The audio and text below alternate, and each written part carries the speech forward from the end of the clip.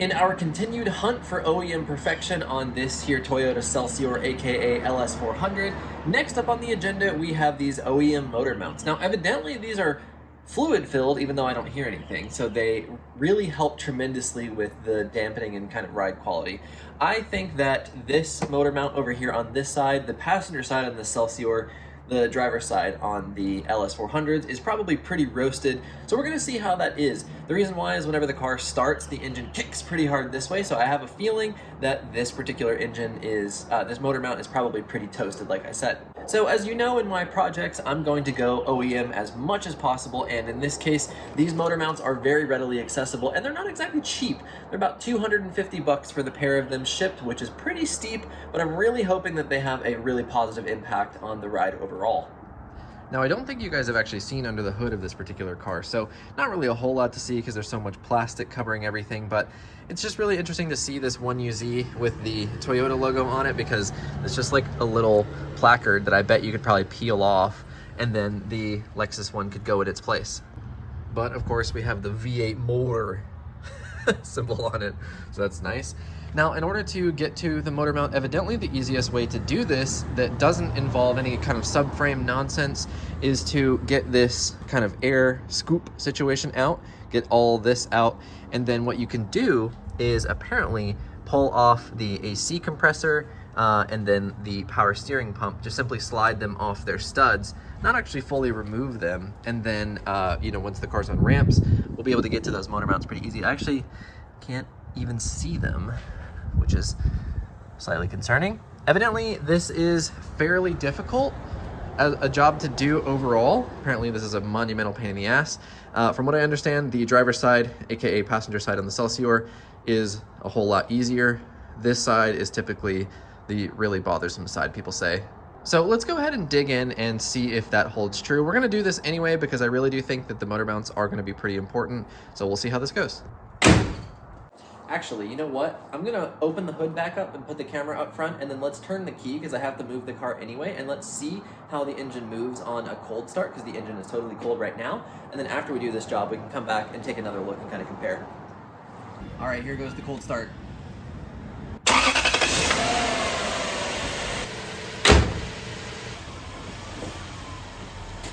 So it's actually kind of funny that I'm here using these ramps again because, of course, like we saw in the last video with this new suspension, the ramps aren't actually a requirement, but in the video of the guy that I looked up online, he was able to do the motor mount like I told you by pulling off the AC compressor and the power steering pump, and he had it up on ramps like this. So here we are using them again.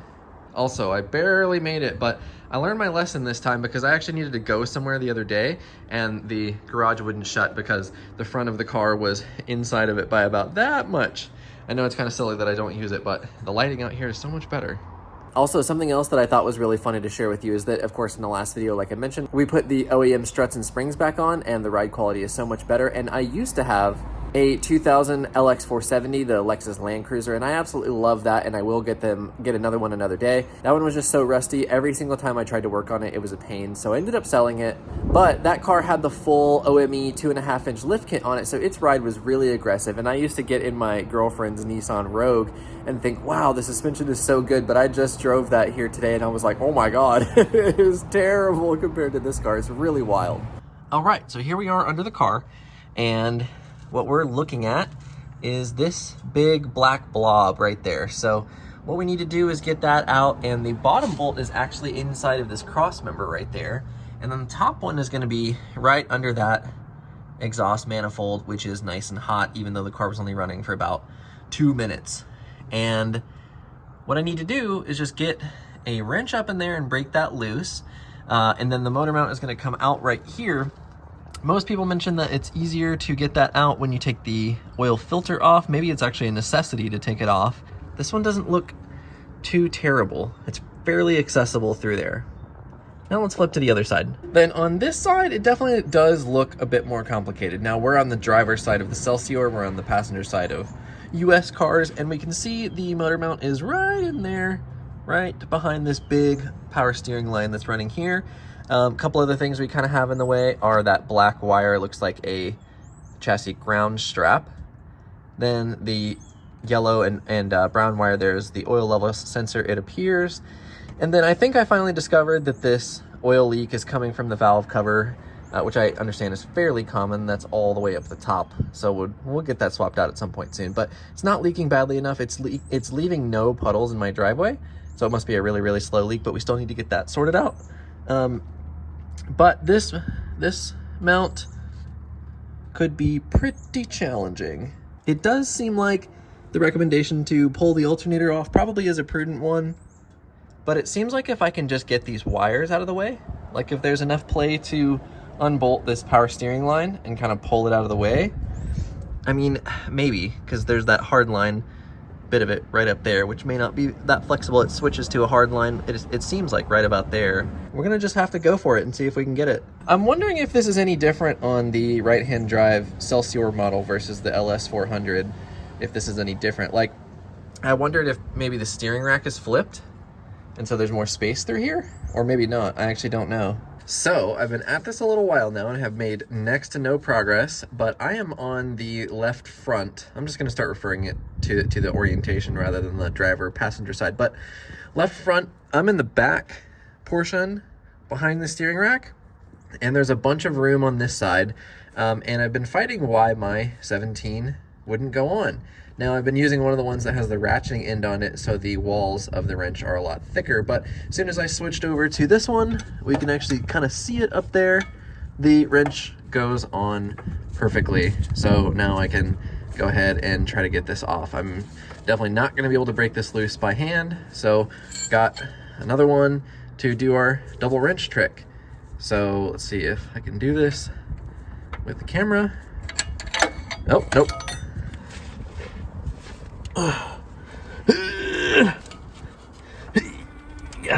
Wow, those are on tight.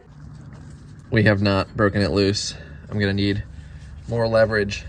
I just need to be a bigger man, not be afraid of a knuckle buster. Holy Jesus, dude. God. How was that on so tight? That's crazy. Look, it's like stuck against the body here and it still won't break. I guess I do need a bigger wrench, because if I have the leverage to come all the way out here, it might actually work. So I'll go find a bigger one. All right, now we're breaking out the big guns. We got the Craftsman 18 on the Harbor Freight 17, boys. Oh, Butterfingers over here. See if I can get it over yonder or this way. Can I get it over yonder there? That's a good spot for me to go ahead and punch the frame when it finally breaks loose. So let's not do that. How did this happen to me? Maybe if I flip it. No, that's worse. That don't work. How could this happen to me? Ugh, what the hell, dude? Air wrenched on at the factory. Oh, I felt a little turn, I think. Oh, jeez, dude. Just cannot crack this. I'm an idiot.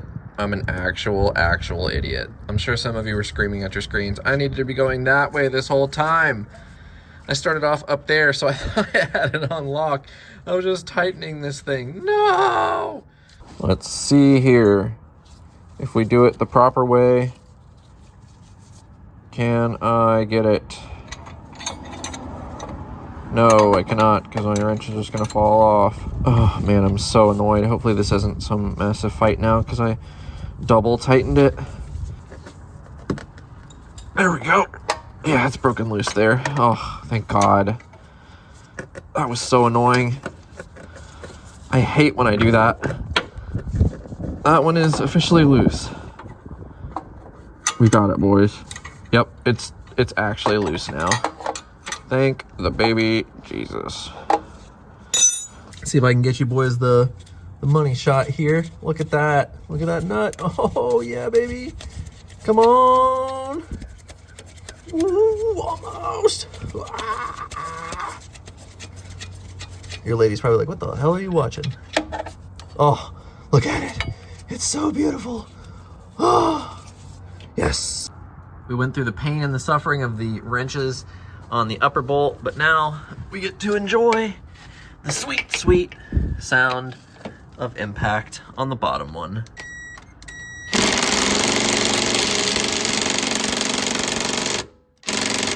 Sometimes you got to break out that manual torque.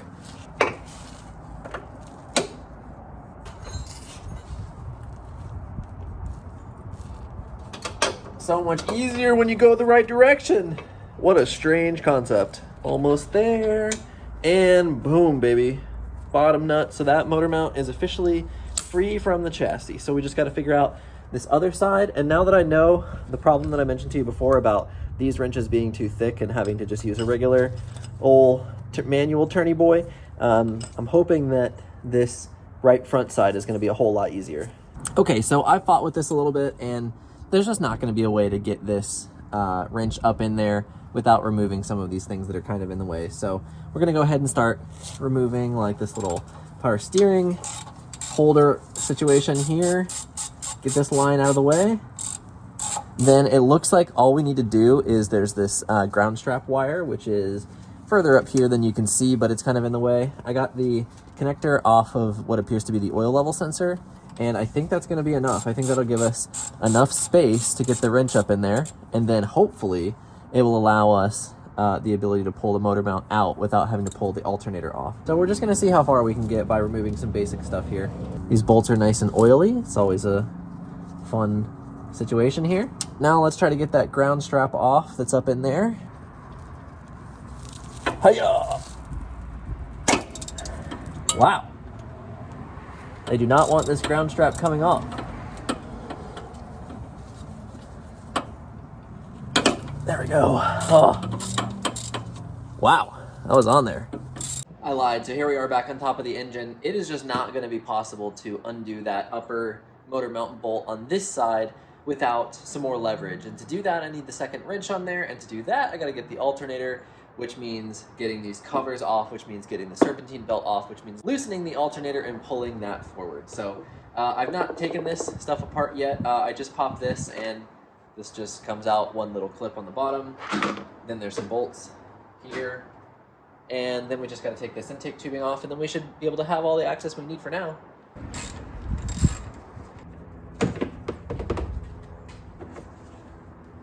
That was easy. So with those two covers removed, we have a lot better access, but I need to look at what these symbols mean, because that says 94,000 kilometers in what looks like 2011 6/12. So I'm wondering if that means the timing belt was done in 2011. Obviously 94,000 kilometers was about 20,000 Ks ago for this particular car, and 2011 probably means that it is overdue if that's the case. But that is actually a really interesting indicator of the, the history of this car. If in the last 10 years, or in the last, what is that, roughly 12 years, it's only done, 20,000 Ks. That's pretty crazy. So I'm very interested in that kind of history. There's also what I assume is the indicator of when it should be done from the factory. So with this, I should just be able to get on this tensioner and then pull the serpentine belt off, and then we can see the alternator down there. It appears it's only 2 bolts, and I was slightly concerned that the alternator is not going to come forward and that it might hit the power steering pump here, but it doesn't seem like we're going to have that issue. I don't know if I already said this, but the air filter looks okay. It looks dirtier on the camera than it does in our situation here, but we need to unbolt this because the whole engine is going to end up coming up in a little bit once we actually get that motor mount bolt loose. I'm loving the hodgepodge mismatch bolts here. That's pretty dope. Double washers to make it fit. We got a lock washer, and we got maybe some other random washer. I was gonna say the factory one, but that's not true because they're black. So I'm hoping that I'm not wrong here, but I don't think we need to take this whole assembly out. I think we just need to make sure that it can move, because when the engine gets lifted up, this whole assembly is going to move. So now there's nothing left bolted down. This one is attached directly to the manifold here, and so we should be good there. The other thing I've seen pointed out is that this assembly right here can crack when you start to lift up the engine, and so looks like there's just a simple bolt in here.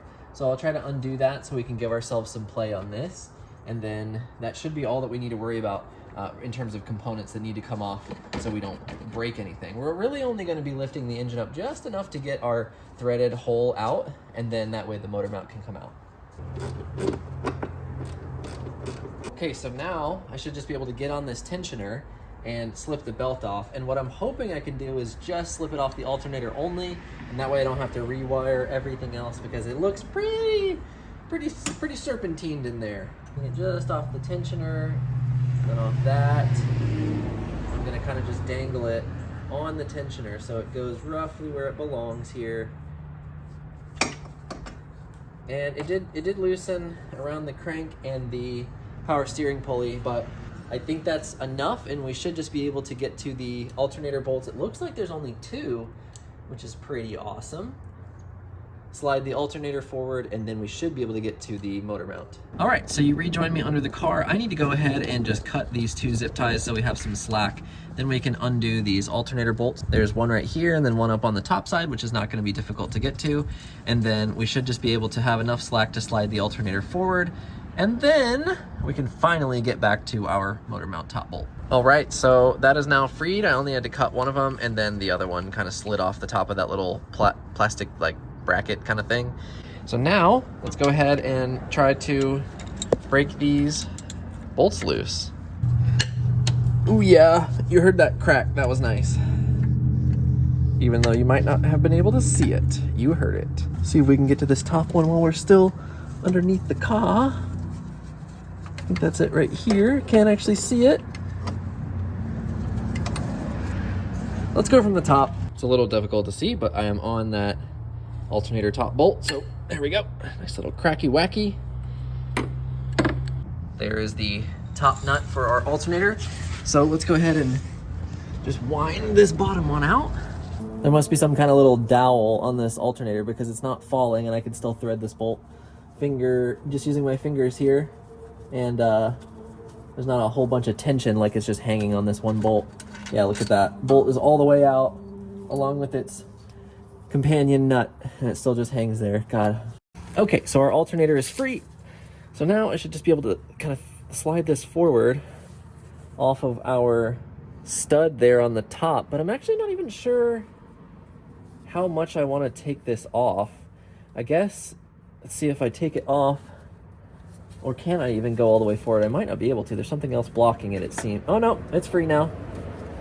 So if I just kind of put this forward, the important question is, does that give us enough clearance in here to double nut this upper mount? Let's see. Alrighty, let's give this another go now that our alternator is forward.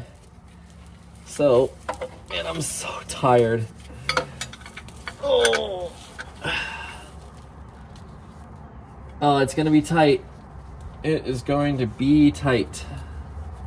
I don't think we're gonna have enough clearance, even with all that effort. Yeah, there's no way both those wrenches are gonna fit. Oh, that is such a bummer. Well, no, actually, no. Let's see. All I need to do is break this loose, so can I find a way to turn this? Oh, you know what? I need to take off this plastic piece right here. This is just blocking access unnecessarily, so this is probably just going to be some tins that I can zip off real quick.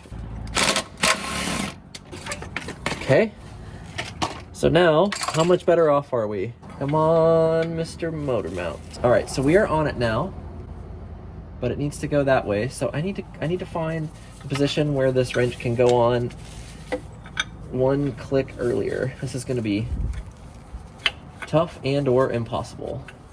Oh, every combination of this just doesn't work. I mean, that's on, but I just have no way to position the other wrench to give me enough leverage.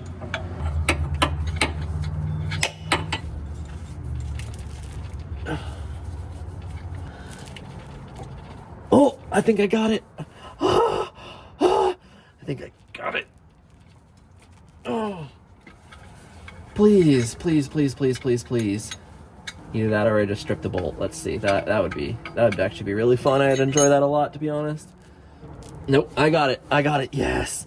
Let's go. Now I just have to spend 10 million hours turning this quarter turn at a time to get it all the way out. Oh my gosh. It's more just relief than excitement to have gotten this out, to be honest. Oh, I'm exhausted. Like a little piece of spaghetti. I am about to pull out the hardest nut of my life. Oh, that was absolutely terrible. And I think, I was wondering, I've been laying down here for about 20 or 30 minutes getting this one nut out. And I was wondering, is that silver block-off plate something that is JDM specific? Like, is there something there on the USDM cars and that's why this is so much harder? That was pretty terrible though. Man, let me look at how long that took me.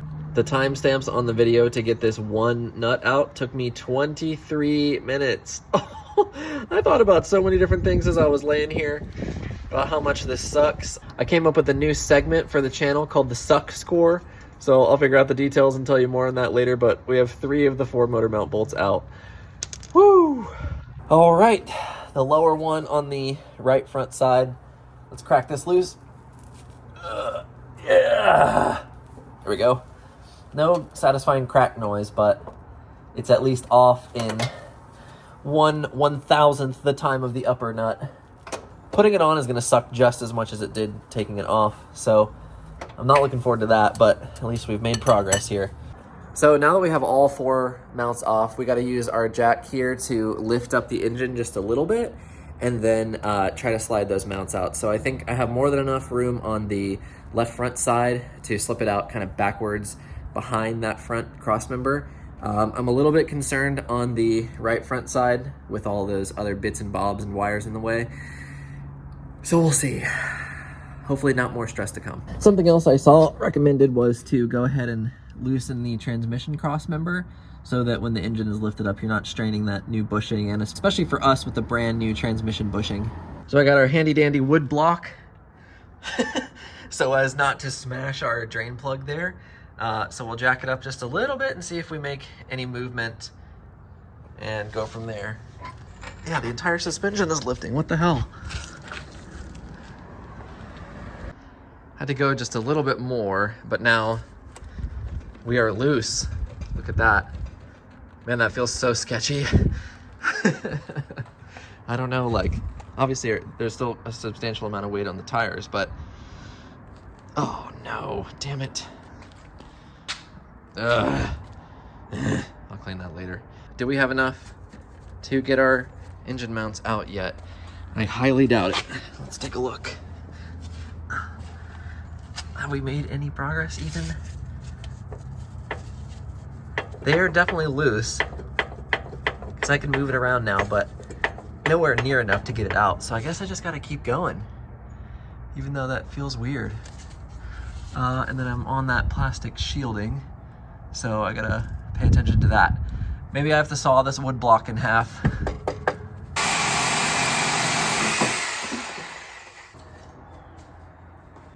All right, so that fits a lot better now that we trimmed it down. So it seems like what happens is the suspension kind of lifts up to its maximum sort of droop point, and then the engine starts going from there. So we just got to give her some pumps, I guess. I'm gonna go super slowly, look and listen, and then eventually we'll start to see the motor creeping up. Nothing yet.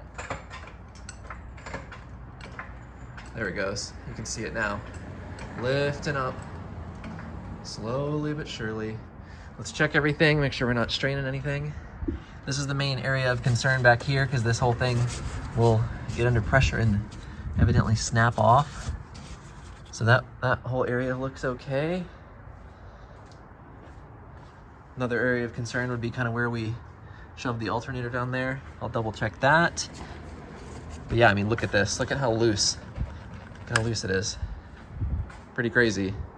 Where are we at on the motor mounts in terms of them being freed? Ooh, that's pretty good. Really close, actually, like less than half of the bolt thread on the bottom. So let's go a little bit more. All right, so we are pretty much maxed out on how much we can go. On the jack, I only did like 2.5 more pumps, but clearly we're binding on something. I suspect probably the transmission cross member back there, but let's see if we can come back here and get it all the way out. No, it's so close, look.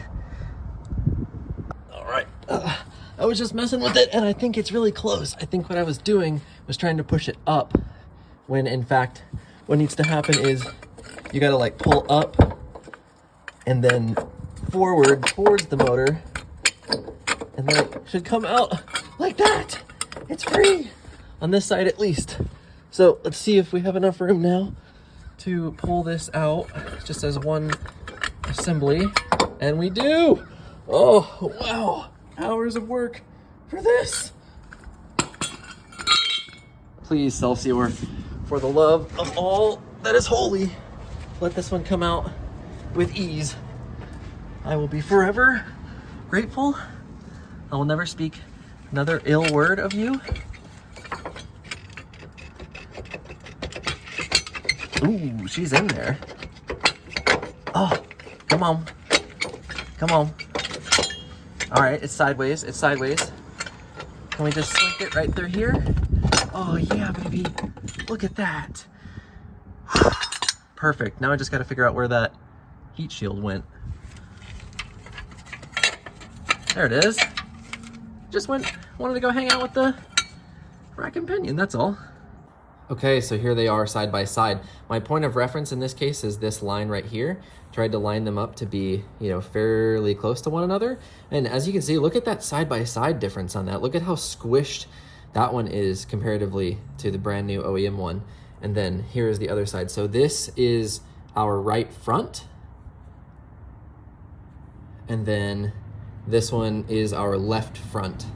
So like I mentioned, I really felt like this left front one allowed the engine to rock quite a bit. It's not torn completely, but it is certainly about to be. Sometimes this entire assembly will be completely sheared off, and look at how close it was to being completely sheared. I mean, it's separated all the way around, so it was really only a matter of time before it kind of ripped the whole center section out. And likewise, our other one is actually looks like it's in a worse state. This one is even further separated. So definitely if there was any fluid in there, I assume it all has leaked out or evaporated. And man, oh man, this is going to be worthwhile, I do believe. I think just from a comfort perspective and also just from a, you know, ride quality perspective, this is going to be helpful. So we'll just go ahead and get our little shields and stuff back on here. Thankfully, these are all indexed, so it should be fairly straightforward to actually get them on, get the engine lowered back down onto it, and then we can at least call it quits for now with the engine back on the weight of its own mounts. I'm hoping though that with the amount of shrinkage here that I can fit these in. That could definitely be a problem. All right, so here we are on the right front side. Let me try to get my stuff all situated here. Let's try to get this put in. Get that in its hole. Lift this up a bit. And then work our way around these shields and stuff. Attempt number 2. Let's try to get it put in the top thread first, and then swing it into the bottom one.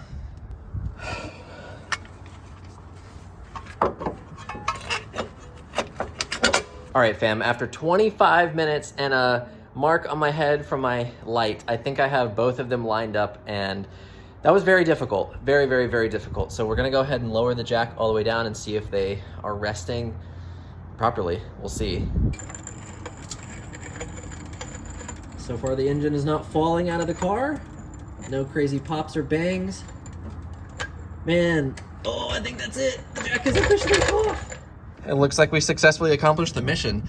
It's at least in its vaguely correct position, and the weight of the engine is resting on the new motor mounts on both sides. You can't really see that one over there, but it's been like 3.5 hours, and now I can finally start putting stuff back together. Sheesh. All right, we out here for day 2 of the motor mount swap. I had to leave last night, but we got 2 items of business today. Number 1 is to work on the suck score. So I mentioned yesterday I came up with that idea while I was sitting there for 25 minutes unscrewing one nut. And then the other thing is we also have to recreate the famous LS400 water test on the engine. So of course I didn't do that beforehand because I'm a clown, but we're going to try it after and see if we can pass the cup water test and make it perfectly still, just like the old Lexus LS400 advertisements. So the remainder of this project today is basically putting the motor mount nuts on the top, tightening them down, then tightening the bottom ones. We got to put the alternator back on, hook up the wires, put the plastics back on, make sure we got the belt all situated, and then we're pretty much good to go. So we're gonna just kind of fly through this so we can get to the important bits, which is, do we pass the water test on the motor? And let's see how it drives. So I pretty much found that to do this with any kind of grace or comfort, the best way is to slide yourself long ways all the way in. You can kind of use the anti-roll bar here to pull yourself in, like bench press yourself down. But now I gotta try to get this top nut on the motor mount, and then hopefully this job will be a thing of the past. One bit of good news here is that while I'm doing this, I can feel that this nut is going all the way down. I can just simply thread it with my fingers all the way down to the point where it catches. So now it's done, and all I have to do is get my wrenches and try to tighten it down. So that's really good because, like I said, I spent 25 minutes undoing it, and I think it's because those threads were rusty. So the only way to do it was simply with the wrenches, which meant, a little bit of turn, adjust your wrench, a little bit of turn, adjust your wrench. So that's at least a very positive upside. I'm in a much better mood right now than I was yesterday afternoon, to say the least. All right, so the other side, the right front, is as tight as I can reasonably get it. So now we can get on this left one, which will feel a lot more satisfying because I can actually get wrenches up in there. All right, so I got it most of the way threaded down as tight as I can with one wrench. So let's give it a double wrench and we'll call it done once I fix this. As much as I want to torque those upper bolts to proper spec, which is 50 foot-pounds, it's just simply not possible. You can't even fit a single socket up there, much less a torque wrench. So we're just gonna do our best. Like I said, I got them as tight as I could. And then now we're going to get these lower bolts. I got my torque wrench set to 50 foot-pounds, so at least we can get it most of the way proper. One down, one to go.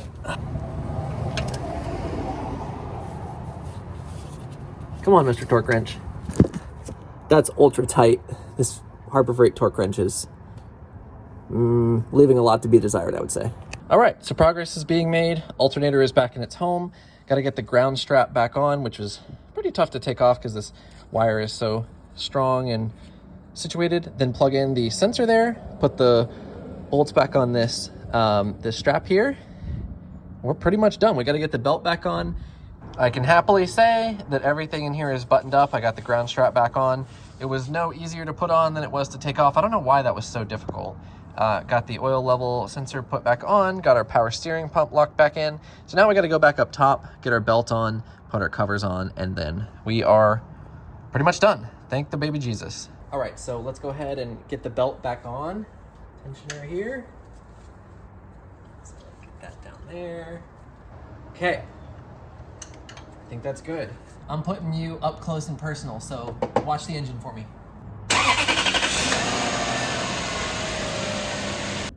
Okay, so here we are with the car off the stands on the ground, and it is without a doubt 1,000,000% softer and smoother inside of here just at idle. Like, I feel basically nothing. I don't want to rev it yet, obviously, because it's not warm, but like, there's nothing. There's no vibrations, there's no rattles. Like, my hand is shaking because my arms are absolutely roasted. But I mean, look at how still it is. There's just absolutely nothing. So I don't think this will have fixed it, but the motor mounts, I'm wondering, maybe had an impact on the clunk into reverse. I think it's going to be more rear knuckle bushings, which we'll do in a future episode. But let's go ahead and put the car in reverse while we're on the ground and before it's fully warmed up to see, do we still get a crazy thunk? Still a little bit for sure, but it wasn't terrible. So we'll roll back just a little bit, and then I'm going to put it into drive. I mean, that was better. That was way, way, way, way, way better, honestly. That was like a lot better. Sometimes that thunk is seriously like so hard my whole body goes doom and like kicks forward. Let's try that one more time. I mean, it's way better. Way better. Normally what would be really bad is if I shifted quickly into drive like that. I mean, it still bucks a little bit. You can see it. But like, I'm assuming that's just the rest of the rear suspension absorbing the play rather than the shift into drive going through the whole drive line. So I'm pretty happy with that. Let's go ahead and try our water test.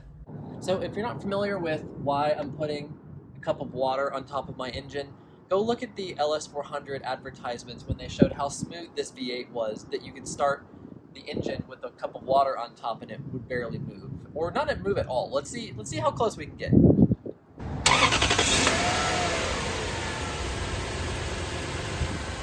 Take a look. There's a lot of wind outside here today, so I wonder if the wind is getting in the top of the cup. But either way, that's pretty incredible. It's like basically not moving at all. It's just like the surface tension on top. Pretty impressive. So let's go take a little test drive and reward ourselves for what is hopefully a job well done with a pumpkin cream cold brew, baby. All right, so here's a warm start. It still has a little bit of a kick, which I think is just normal, but it's so much softer than it was. So now that we're back with the motor mounts on, we successfully took it for a test drive. We have one more order of business, which is the first iteration of the suck score. So we have the LS400/Celsior motor mount suck score. Let's take a look at this in more detail. All right, so first of all, we have difficulty going from easy peasy as a number 1 all the way to kill me at a number 5. Then we have was it worth it? No way, Jose, at a 1 all the way to 100% times infinity, it's worth it. Then how long versus what you thought did it take you? So number 1 is spot on, it went swimmingly, and number 5 is you had to borrow your lady's car. So let's go ahead and I'm gonna score myself here. All right, so for me, the motor mounts on the difficulty score, I'm hovering between a 4 and a 5, primarily because it was so tedious. It wasn't necessarily the complexity of this job, but it just was so tedious, and like, gotta jack up the motor, you know, half a centimeter more, and then that's too much, and you let it down, and then suddenly it works, and stuff like that. So I think I'm gonna go ahead and probably give this job one of the two, eeny, meeny, miny, moe, my very best one, and you are not it. So 5. This one gets a 5 on the difficulty scale. I think that's probably fairly accurate. Was it worth it? I would definitely say that in this case, it was at minimum a 4, probably a 5, because it seems to have solved a huge portion of my clunk putting the car into drive. So I think we're gonna go ahead and give it a 5 on this one. And then how long versus what you thought. So I did have to borrow my lady's car last night and this morning. So that gets me a 5. Now I think what we're gonna need to do is probably subtract points for number 1 and number 3. And then how worth it was, it gets you points back. So difficulty gives us a -5, and then we get a +5, and then we get a -5. Overall, our suck score in this case is a -5. Woo! We got a winner! So like I said, we'll come up with a grading scale for the suck score in the future, but for now, I am very happy with this job. It was difficult, it was tedious, it took me a long time. It wasn't exactly cheap at $250 for 2 rubber bushings, but overall, it seems to have helped really tremendously. So if you're thinking about doing this and you're fairly capable, I would recommend you do it. However, if you're not someone that feels fairly adept at this kind of thing, this is absolutely a case where you should pay somebody to do it. It's just so tedious and you can get caught in so many different ways. However, it's going to be very expensive if you do that though. So, you know, if you need to save some coin, definitely give it a go yourself. And worst case, you got to call a buddy or a mobile mechanic. Let me know what you guys think of the suck score. I'm gonna need some input on the grading scale and what you think. I just came up with this last night while I was under the car trying to get that bolt off. Thought it'd be kind of fun, something to introduce to the channel. If you're new here, please subscribe. It really does help, and I'm so stoked to see the growth. Still relatively small at the moment, but thank you to every single one of you watching. It genuinely means a lot. Your comments, subscriptions really do mean a lot, and they go a long way. So anyway, looking forward to seeing you in the next episode.